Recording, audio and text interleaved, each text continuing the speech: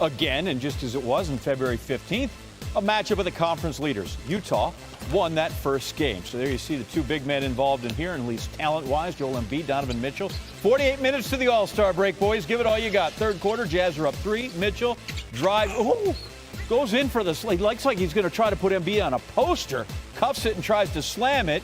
Doesn't get that, but does get 2 in the foul. 89-84 headed to the fourth. Jazz 25-0 when leading after the third quarter. That seems to bode well, except Embiid finishes off that one with a slam.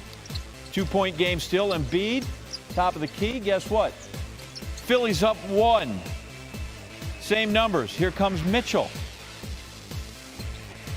High in the arc. They give you 3 from there. He had 33 in the game. 2-point lead for Utah. The Jazz quintet. Mike Conley. Bojan Bogdanovic for 3. And the Jazz back up 3. 2 minutes to go. It's now a 5-point margin. Embiid drives on Gobert. Offensive foul. No call, nothing there. All we got is 2 points for Embiid. Puts his shoulder down, pushes him. No whistle, nothing happening. We're all good. Sixers down 3. Mitchell. I mean, where's somebody to go ahead and get that? Follow up by Bogdanovic. Clear path to the basket. Embiid tried, couldn't get it. Embiid now, 12 seconds to go. We're down to 10. Steps out, fires that. Well guarded, but the big man at 7-1 drops the 3, ties it at 118. 5 seconds left. We go the other way off the inbound. Conley got a look at it and rattles around. No, doesn't get the members. Bounce on the row. We look at Embiid one more time. I mean, that's just a big dude with a sweet shot from out there. 118 apiece. Embiid 39 through regulation. In overtime, Tobias Harris, former Bucksman, comes through. Here he finishes. Gets it up and in. 2-point lead. Sixers basically had their way with him in the extra 5 minutes. Harris again, baseline over Royce O'Neal. He had 22. Minute to play. Harris, miss. Ben Simmons, put back, no. All right, Embiid, and he's fouled. Somebody learn how to play this game. Jazz not happy with that. Embiid points at Mitchell. Embiid's dunk doesn't clear the rim. Foul's called on Gobert, and Embiid he points at Mitchell and signals a technical foul, and lo and behold, Mitchell got teed up. I didn't know you could ask for these things, and then there you go.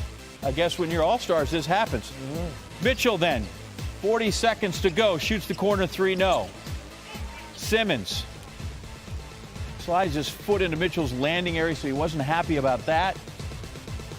Now we got a scrum on the ground. Mitchell, he's going to keep barking all the way, get a second technical foul, so then you get dismissed from the game. Sixers are going to win it in overtime, 131-123. As for Mitchell, refs, man.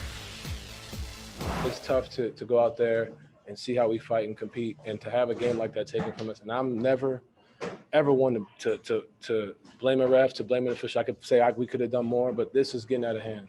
You know, there have been games like this that we've won.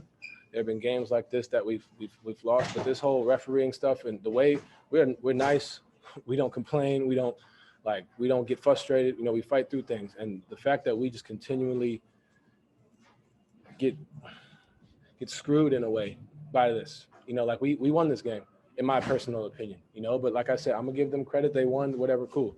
But like, it's a consistent thing. And, you know, the question is, can we do it? Can we sustain it? Are we for real number one? Like, yeah, the hell we are. And it's getting ridiculous, KK, that this is what's happening. I feel like that's going to come with a fine, don't you? A couple months. Then there's this, Joel Embiid, another monster game, recording his 9th career game with 40 points, 15 rebounds. That's just the minimum. He's gone well past that with 19. He's now the second most games in Sixers history, passing Charles Barkley. Chuck, look at that picture. Embiid only trails Wilt Chamberlain, who, of course, had 30 of those in his time with Philly.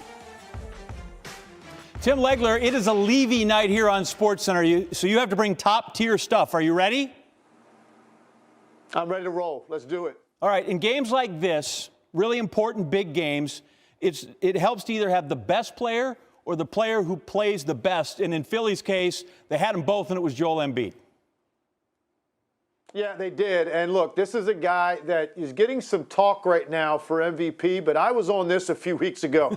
I don't think it's close right now. And if you need a signature game, this was the game, because there's nothing more a basketball player can do to affect the game and help his team get a win than Joel Embiid did in this one. He did it on both ends of the floor, too. He's just so versatile offensively. Very few guys this big, this size, have this kind of footwork. Look at that up fake. Gets Gobert to bite it, and then goes to the rim. And look, all these are in the last 6 minutes of regulation. And then the defensive effort. Not just the first one on Mitchell to make him miss, but to hit the ground, go back up, and get the block on Rudy Gobert at the rim. And then the ensuing possession, how about a 7'1", 270-pound guy just trailing the break and hitting a big three? But this is where, John, he really separates himself from anybody else in the league right now. He's unguardable in the post one-on-one. He makes quick work of Gobert, a two-time Defensive Player of the Year there.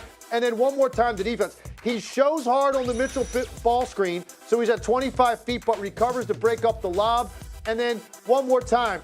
This is incredible. First of all, awareness to understand down three, maybe don't have time for two possessions here. So he dribbles out the up fake, stays on balance, holds his follow through, and knocks down the three to tie the game. They eventually win the game in overtime with some help from Tobias Harris. But I thought his 50-point game against Toronto about 10 days ago was the signature moment to thrust him into the conversation.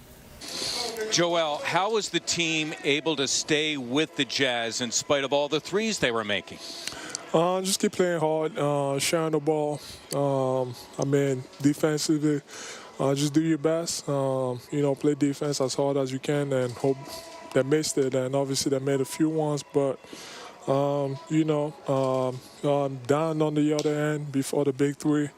I had to, I made a block, and I want to be Defensive Player of the Year. So those are the stuff that I got to do, especially going against, Rudy Gobert, who has been Defensive Player of the Year twice. Those are the games, you want to come out and prove it, that you deserve to be in a conversation, that you deserve to win it. So, but he started on the defensive end. As a team, we did a great job, and then offensively, we just took over. Tobias Harris, a go-to guy in overtime. What did the team see? What did Doc Rivers see where they decided to keep on feeding Tobias? We started overtime. He made one, and then we gave him again. He made the second one. We gave him again. Made the third one. That's our philosophy. You saw it in the fourth. I just kept scoring, and in overtime, he had a hot hand, and, we just decided to keep feeding him. Do you think being MVP in the All-Star game will help your cause for MVP in the regular season? No. I don't care. Like I said, my biggest goal is, being Defensive Player of the Year. I care more about that side of the ball, obviously. I've been doing a great job offensively this year. But those awards are not going to come by losing. We got to win games. We won the number one seed. So that's what we focus on. And then as long as we're winning, the other stuff will come. So, it all comes down to winning, and that's what I care about the most. Well, the Sixers have been in first place since January 20th. They will remain in first through the All-Star break. Joel Embiid, thanks so much for joining us. Thank you so much. We heard him say it. He wants that Defensive Player of the Year. Let's cross it over. You just heard him there with Joel Embiid. Mark Zumoff joined by his partner, Ala Abdinabi. And guys, what a fun game. And we're going in the All-Star break on the highest of high notes. This one was a fight right down to the finish. And what else can you say about Joel Embiid? Well, I will say this, and Ala, you're certainly welcome to join in here, but we've been thinking all these years about Joel Embiid being a closer, and we saw Tobias Harris certainly close it in overtime, and he's been great in late game situations throughout the year. But Embiid